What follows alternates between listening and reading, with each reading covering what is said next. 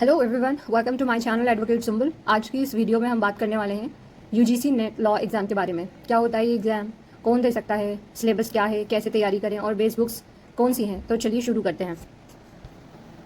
सबसे पहले हम जानेंगे कि what is UGC NET law exam. UGC NET law एक नेशनल लेवल एग्ज़ाम है जो एनटीए कंडक्ट करता है।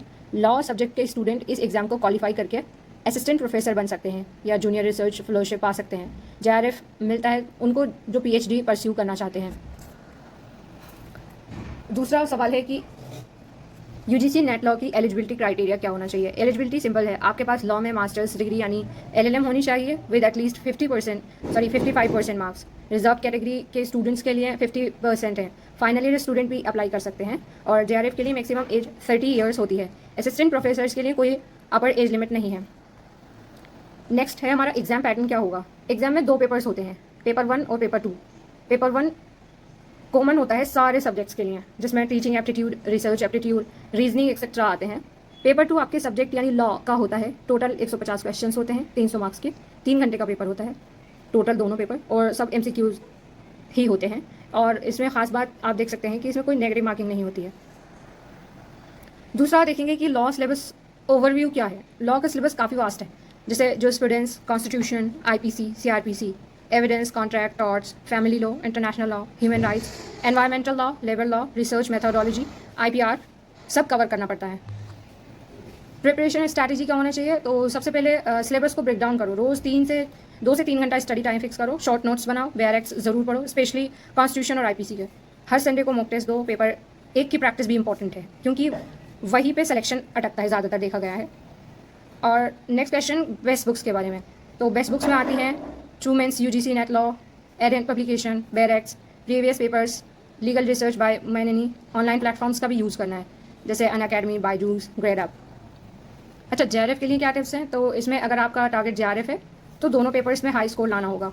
फोकस्ड रिवीजन होना चाहिए डेली एमसीक्यूज़ के ऊपर, और क्लैरिटी ऑफ कंसेप्ट्स होना चाहिए। यानी तो अभी हम सिलेबस का ब्रेकडाउन और अच्छे से कर लेते हैं ताकि हमें प्रिपरेशन में आसानी हो सके। तो सबसे पहले हम सेकंड पेपर के बारे में बात कर लेते हैं, जो होगा लॉ का, और जिसमें 10 यूनिट दी हुई हैं। हर एक यूनिट में 10 टॉपिक्स दिए हुए हैं। सबसे पहला यूनिट देखेंगे हम जूरिस्प्रूडेंस, जिसमें सबसे पहला टॉपिक होगा nature and sources of law.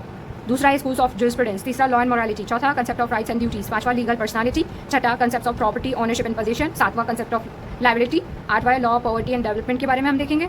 9th number पर हम देखेंगे ग्लोबल जस्टिस, और 10th पे हम देखेंगे मॉडर्निज्म एंड पोस्ट मॉडर्निज्म। और सेकंड यूनिट में देखना है हमें कॉन्स्टिट्यूशनल एंड एडमिनिस्ट्रेटिव लॉ। इसके भी 10 टॉपिक दिए हुए हैं। इन 10 टॉपिक्स को हम कवर करेंगे, जिसमें सबसे पहला है preamble, fundamental rights and duties, directive principles of state policy, DBSP जिसे कहते हैं। और दूसरे नंबर पर union and state executive and their in relationship. तीसरा union and state legislature and distribution of legislative powers. और चौथा है जुडिशरी। पांचवा इमरजेंसी प्रोविजंस। छठा temporary, transitional and special provisions in respect of certain states. सातवां है election commission of India. आठवां nature, scope and importance of administrative law. 9th number पर principle of natural justice. 10th number पर judicial review of administrative actions, इनके grounds भी देखेंगे। और third unit में हम public international law and IHL के बारे में देखेंगे, जिसे हम इंटरनेशनल ह्यूमैनिटेरियन लॉ भी कहते हैं। थर्ड यूनिट का दूसरा टॉपिक रहेगा सोर्सेज ऑफ इंटरनेशनल लॉ। तीसरा है recognition of states and governments. चौथा nationality, immigrants, refugees and internally displaced persons, IDPs जिसे कहते हैं। जो पांचवा है एक्सट्रेडिशन एंड असाइलम। छठा United Nations and its organs. 7 number पे हम देखेंगे सेटलमेंट ऑफ इंटरनेशनल डिस्प्यूट्स। 8वां है World Trade Organization, WTO। 9th number पर है इंटरनेशनल ह्यूमैनिटेरियन लॉ, जिसे आईएचएल शॉर्ट फॉर्म में भी कहते हैं। कन्वेंशन एंड प्रोटोकॉल्स को भी पढ़ेंगे इसमें। और 10वें नंबर पे इम्प्लीमेंटेशन ऑफ आईएचएल और इसके चैलेंजेस भी देखेंगे। चौथा यूनिट है लॉ ऑफ क्राइम्स। इसमें भी 10 टॉपिक्स दिए हुए हैं, जैसे कि मैंने आपको पहले भी बताया, जिसमें सबसे पहला है general principles of criminal liability. आपने सुना होगा ये maxim actus reus and mens rea, individual and group liability and constructive liability. इस सारी चीज़ों के बारे में पढ़ेंगे हम। और दूसरा है stages of crime and inchoate crimes, abetment, criminal conspiracy and attempt. और तीसरे नंबर पर हम देखेंगे लॉ ऑफ क्राइम्स में जनरल एक्सेप्शंस क्या हैं। 4th नंबर पर ऑफेंसेज अगेंस्ट ह्यूमन बॉडी। 5वां offences against state and terrorism. 6ठे नंबर पर देखेंगे ऑफेंसेज अगेंस्ट प्रॉपर्टी। और 7वें नंबर पर हम देखेंगे offences against women and children, और इन सब के प्रोविजंस भी देखेंगे, यानी इसके सेक्शन में क्या दिया हुआ है। 8वें नंबर पर है ड्रग ट्रैफिकिंग एंड काउंटरफीटिंग। और 9th नंबर पर है ऑफेंसेज अगेंस्ट पब्लिक ट्रैंक्विलिटी। और 10th नंबर पर है theories and kinds of punishments, compensation to the victims of crime. और हम कोशिश करेंगे पुराने और नए लॉ, आईपीसी और सीआरपीसी और इंडियन एविडेंस एक्ट जो है, पुराने वाले ओल्ड वाले भी देखेंगे और नए वाले भी, बीएनएसएस और इंडियन एविडेंस एक्ट जो है उसी के अकॉर्डिंग, भारतीय साक्ष्य अधिनियम, उसी के अकॉर्डिंग हम ये कवर करने की ट्राई करेंगे। और 5वें नंबर पर है law of torts and consumer protection, जिसमें सबसे पहला जो टॉपिक रहेगा nature and definition of tort. Obviously हमें किसी भी टॉपिक को तभी समझ आ सकता है जब तक उसकी डेफिनेशन नहीं देख लें। और सेकंड नंबर पर हम इसमें देखेंगे general principles of tortious liability. Third number पर है जनरल डिफेंसेस। फोर्थ पर specific torts, negligence, nuisance, trespass and defamation. Fifth number पर रिमोटनेस ऑफ डेमेजेस। सिक्स पर देखेंगे स्ट्रिक्ट एंड एब्सोल्यूट लायबिलिटी। और सातवें नंबर पर tortious liability of the state. Eight पर हम देखेंगे द कंज्यूमर प्रोटेक्शन एक्ट 1986, जिसमें हम डेफिनेशन कवर करेंगे, कंज्यूमर राइट्स एंड रेडरेजल मैकेनिज्म को देखेंगे। 9 नंबर पर द मोटर व्हीकल एक्ट 1988 को देखेंगे, no fault liability, third party insurance and claims tribunal को देखेंगे। 10 नंबर पर हम कवर करेंगे the competition act 2002, prohibition of certain agreements, abuse of dominant position and regulation of combinations.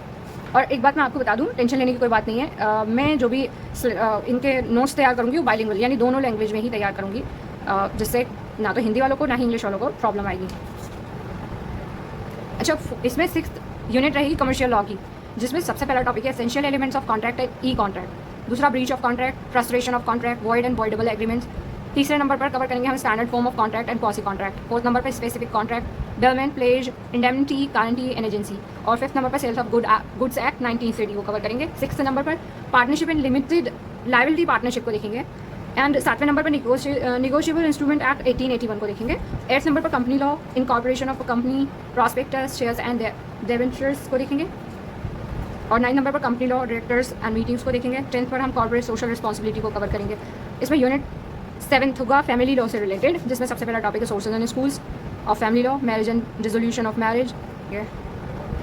Third number पर हम matrimonial remedies के बारे में पढ़ेंगे, जिसमें divorce and theories of divorce को देखेंगे। फोर्थ नंबर पर changing dimension of institutions of marriage, और इसमें खासतौर से लिव इन रिलेशनशिप के बारे में पढ़ेंगे। फिफ्थ नंबर पर recognition of foreign decrees in India on marriage and divorce. और सिक्स नंबर पर मेंटेनेंस, डावर एंड स्त्रीधन के बारे में पढ़ेंगे। सातवां है अडॉप्शन और गार्जियनशिप एंड एक्नॉलेजमेंट से रिलेटेड है। आठवां टॉपिक है सक्सेशन एंड इनहेरिटेंस। 9वें नंबर पर विल, गिफ्ट एंड वक्फ। और 10th नंबर पर है वही UCC हमारा यूनियन सिविल कोड। और इसमें यूनिट 8 जो बात करता है वो environment and human rights law के बारे में बात करता है, जिसमें सबसे पहला टॉपिक है meaning and concept of environment and environmental pollution. Second number पर international environmental law and UN conferences. Third पर constitutional and legal framework for protection of environment in India. Fourth number पर environmental impact assessment and control of hazardous waste in India. Fifth number पर national green tribunal. Six number पर concept and development of human rights. Seven number पर universalism and cultural relativism. और 8th number पर है international bill of rights. 9th number पर group rights, women, children, persons with disabilities, elderly persons, minorities and weaker sections के बारे में देखेंगे। 10th number पर protection and enforcement of human rights in India, जिसमें national human rights commission, national commission for minorities, national commission for women, national commission for schedule caste, national commission for schedule tribes and national commission for backward classes के बारे में हम अच्छे से देखेंगे। अभी हम 9th यूनिट की बात कर लेते हैं, जिसमें intellectual property rights and informative technology law के बारे में बात करेंगे, जिसमें सबसे पहला टॉपिक होगा concept and meaning of intellectual property. दूसरा है थ्योरीज ऑफ इंटेलेक्चुअल प्रॉपर्टी। तीसरा है international conventions pertaining to intellectual properties. Fourth पर देखेंगे copyright and neighbouring rights, subject matters, limitations and exceptions, infringement and remedies. Fifth number पर law of patentability, procedure for grant of patent, limitations and exceptions, infringement and remedies के बारे में देखेंगे। Six number पर law of trademark, registration of trademarks, kinds of trademarks, infringement and passing of remedies। सातवें number पर protection of geographical indications के बारे में देखेंगे। आठवां हम बायोडाइवर्सिटी एंड ट्रेडिशनल नॉलेज को देखेंगे। 9th नंबर पर हम information technology law, digital signature and electronic signature, electronic governance, electronic records and duties of subscribers के बारे में देखेंगे। और 10th नंबर पर cyber crimes, penalties and education के बारे में पढ़ेंगे।